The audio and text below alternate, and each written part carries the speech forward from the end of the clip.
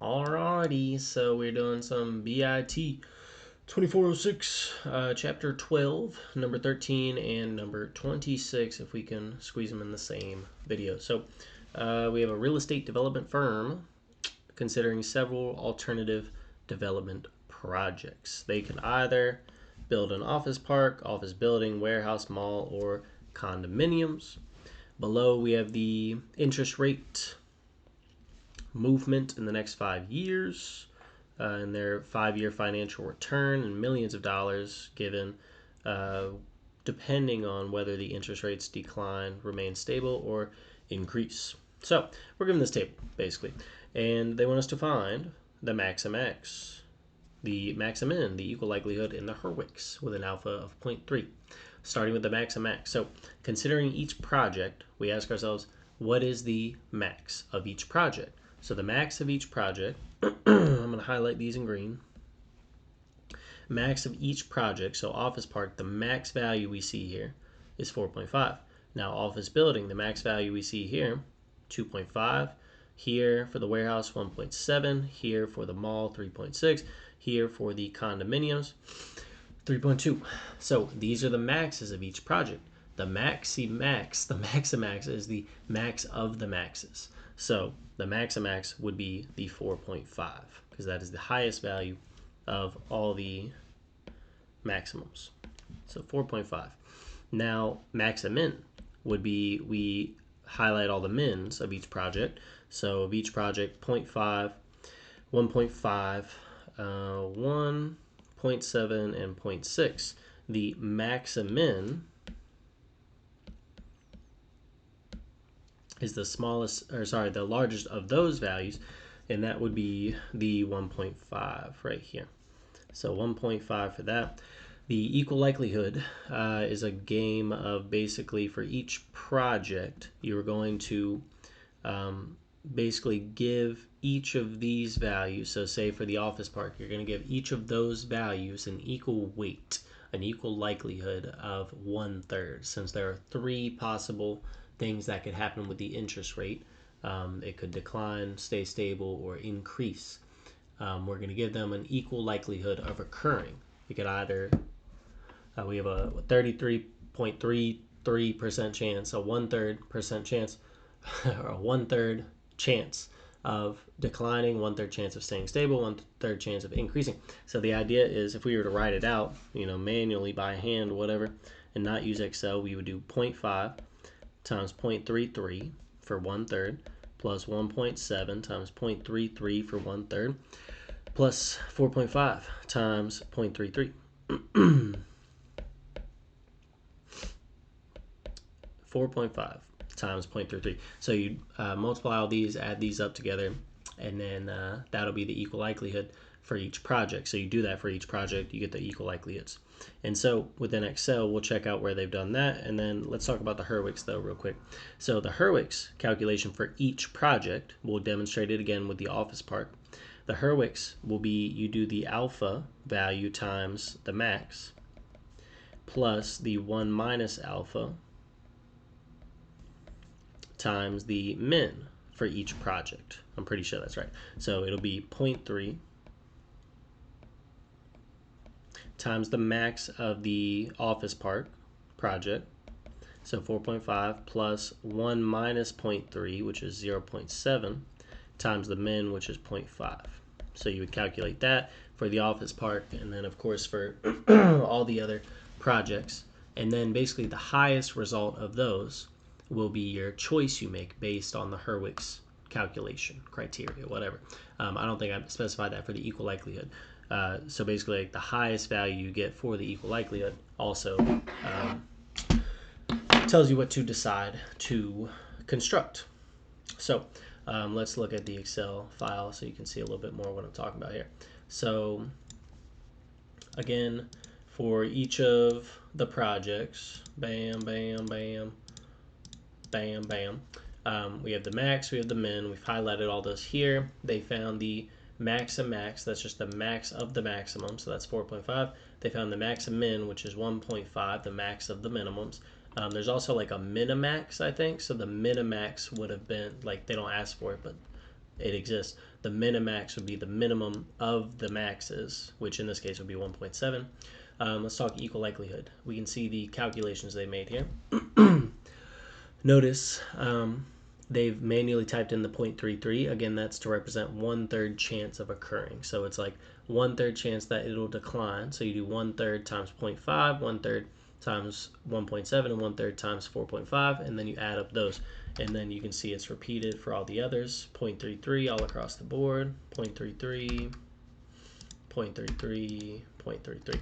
So then the highest of these values using equal likelihood is the 2.21, and it's kind of crazy because it occurs twice. So the idea behind this is based on the equal likelihood calculation, you could either choose to build the office park or choose to build the mall.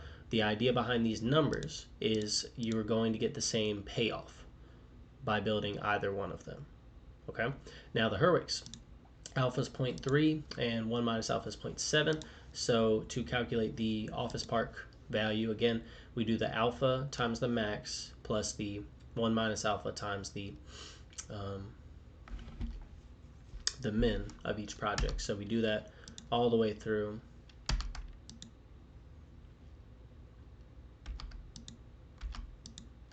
Let me make sure this one was, yeah, so that's green.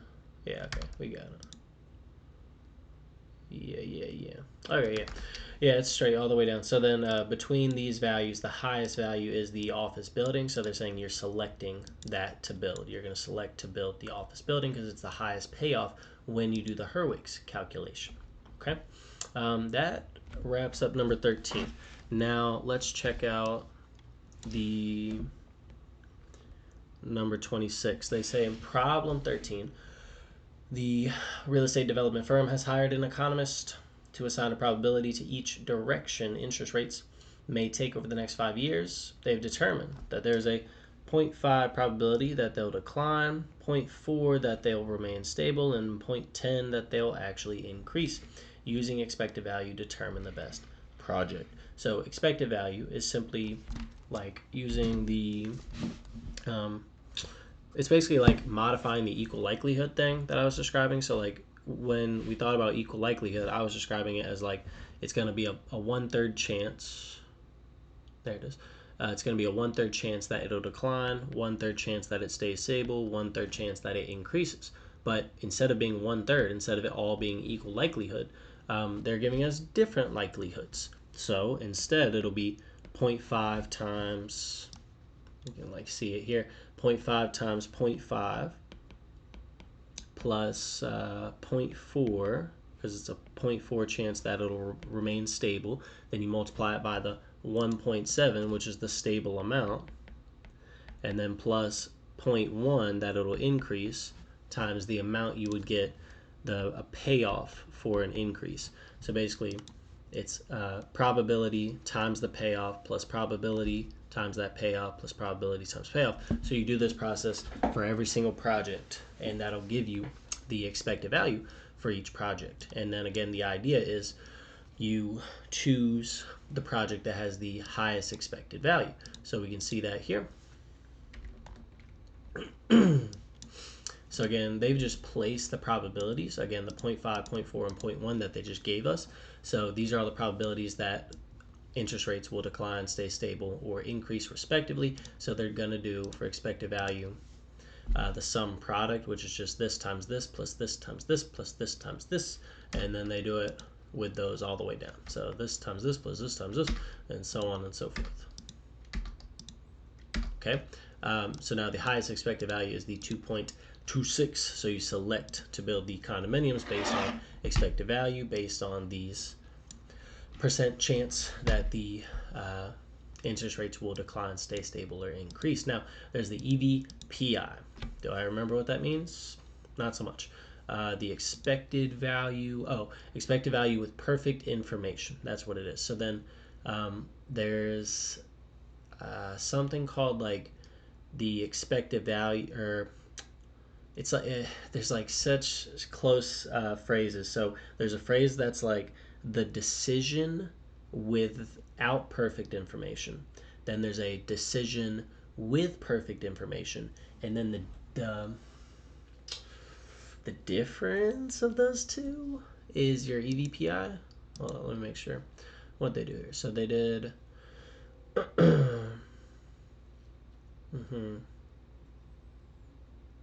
yeah.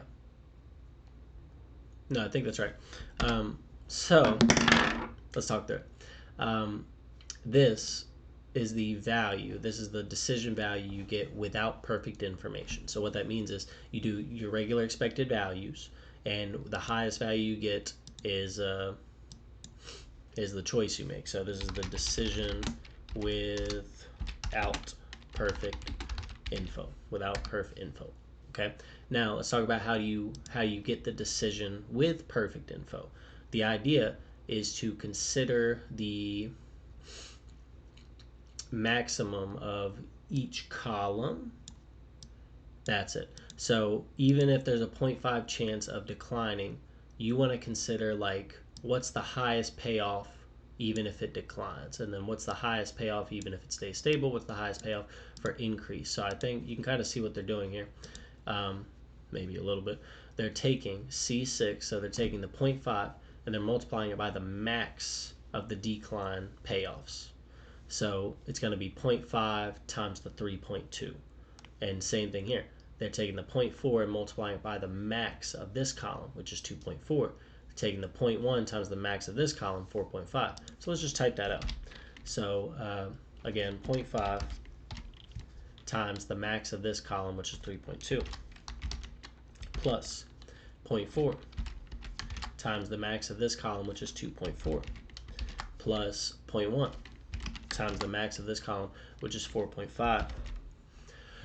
So 3.01. So that would be like the payoff with perfect information. So this is called the decision with perfect info. That's the payoff. Now, EVPI, expected value with perfect information, would be the difference of these two. Okay, so you do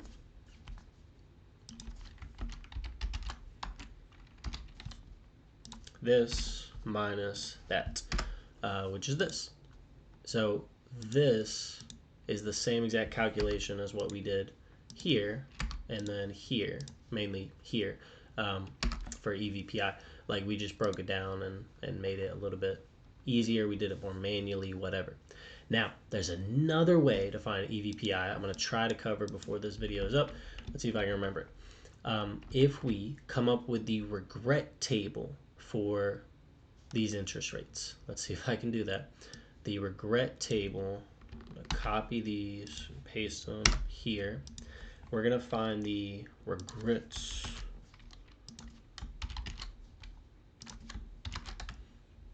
That's a fun way to do it, right? Check this out. I guess I can't do it. That's about as good as I can do, huh? That's fine. Regrets. You get the idea. All right. Regrets is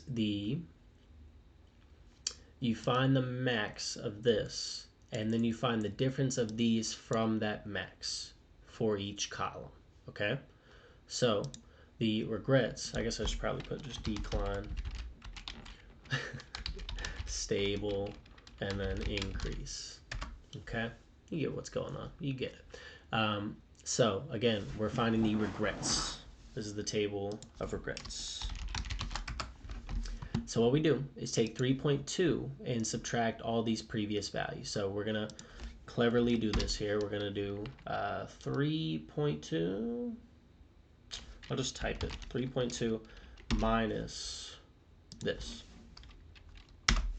because that's where the office park started. So now watch what happens. If we do that, we have our regrets for each of these, for each of the decline values. These are our regrets. This is the difference from, it's like how much we'd be losing basically if we didn't go with condominiums in this column, something like that. So now what's the max of this column? 2.4. So we're going to do 2.4 minus this one, and then that allows us to drag this down and get the regrets for that column. And then same thing here, we're going to find the max of this column, which is the 4.5. So we're going to do 4.5 minus, starting with this 4.5 for the office park. We drag this down. Now we have the regrets for the increased column. Now, the reason we found the regrets is we want to find the expected value of the regrets. I think it's called EOL, expected opportunity loss, something like that. I don't know if I have that right. But again, we're finding the, it's basically expected value again, but with the regrets. So just like we found these expected values, we're going to do the percentage. Let me do the sum product. Would that work? Yeah, that should work. Let me give it a go. Sum product of the percentages, comma, these values, right? And what we need to make sure of is that we're locking in those percentages just in case. I think that's how we do it. And then we should be able to drag this down. And then that should do it. Just want to make sure it's using the right values here. Yep. So we found the expected values for all the regrets. So notice we have the 0.75 here. So let me see if I can word it right. This is going to also be the EVPI because the EVPI is also equal to the EOL, expected opportunity loss, I think it is, from decision from original expected value calculation. So what I mean is, when we look at our expected values, our original ones, our decision without perfect info, we chose the condominiums, the 2.26, because it was the highest value. As a result, when we found our regrets, it's no coincidence that 0.75 for condominiums, that's the lowest of these because the expected value to gain was the highest. The expected regret is the lowest. And that expected regret from the decision we wanted to make from the expected value is equal to our EVPI. So the expected opportunity loss from the decision we wanted to make from the expected value is our EVPI. Okay, a lot of yapping. Hope you gained something. A lot of good stuff there. All right. If you have questions, let me know.